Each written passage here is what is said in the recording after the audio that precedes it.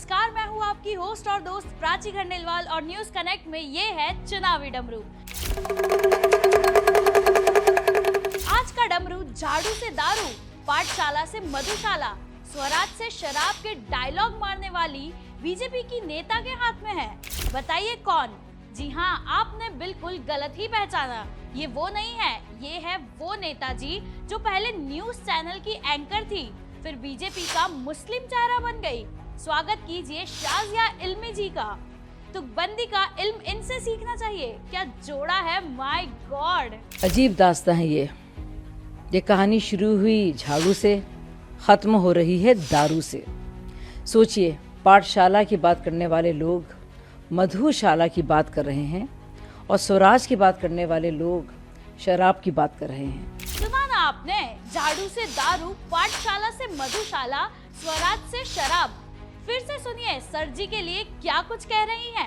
Public demand पर replay करती हूँ। अजीब दास्तां है ये कहानी शुरू हुई झाड़ू से, खत्म हो रही है दारू से।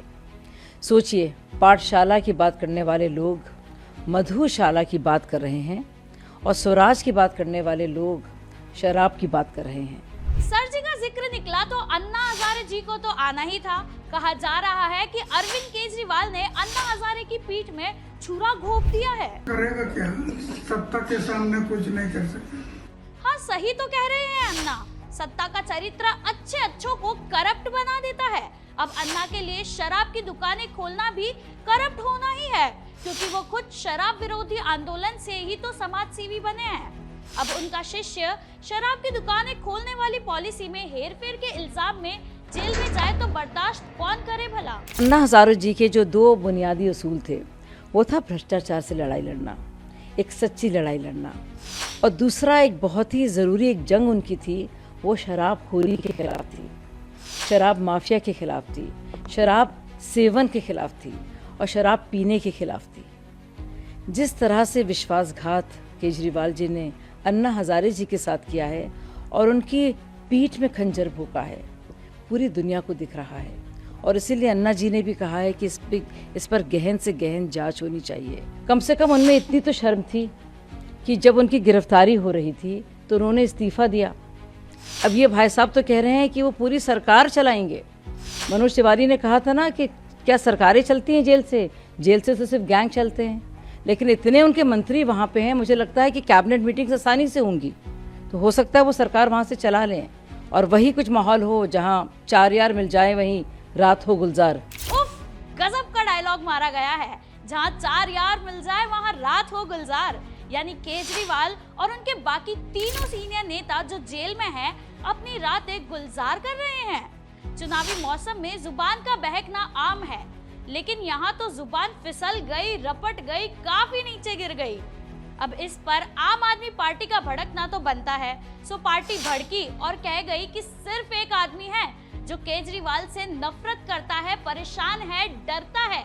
Any guesses? पहली बार इस तरह की चीज हो रही है कि सारे फैक्ट्स पब्लिक के सामने हैं और सारे फैक्ट्स पढ़ने के बाद ये समझ में आ रहा है कि किस तरह से प्रधानमंत्री मोदी जी ने एक टोटल फर्जी केस बना के अरविंद केजरीवाल जी को अरेस्ट किया हुआ है।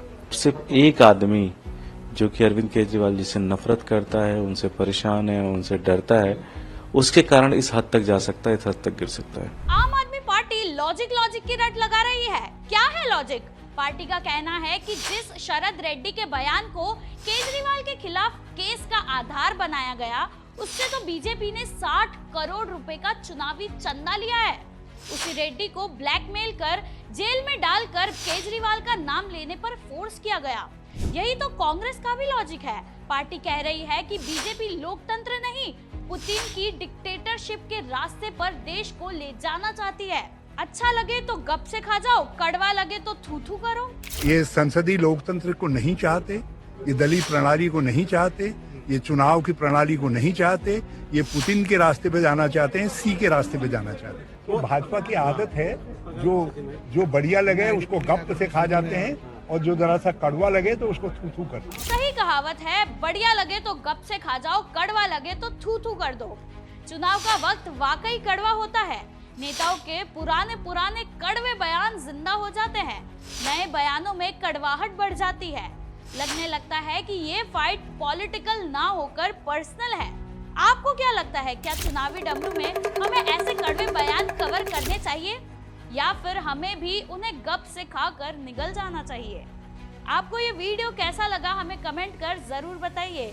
वीडियो को लाइक और शेयर भी करें, साथ ही न्यूज कनेक्ट को सब्सक्राइब भी करें। आज के लिए इतना ही, फिर जल्द ही मिलती हूँ एक नए चुनावी डमरू के साथ। तब तक के लिए अपना ख्याल रखिए। देश दुनिया की हर बड़ी खबर देखिए हर घंटे नई खबर के साथ, सिर्फ आपके अपने चैनल न्यूज कनेक्ट पर। न्यूज कनेक्ट यानी खबरों से आपका कनेक्ट। न्यूज कनेक्ट को लाइक करें और सब्सक्राइब करें ताकि आप रहें हर वक्त हर खबर से अपडेटेड।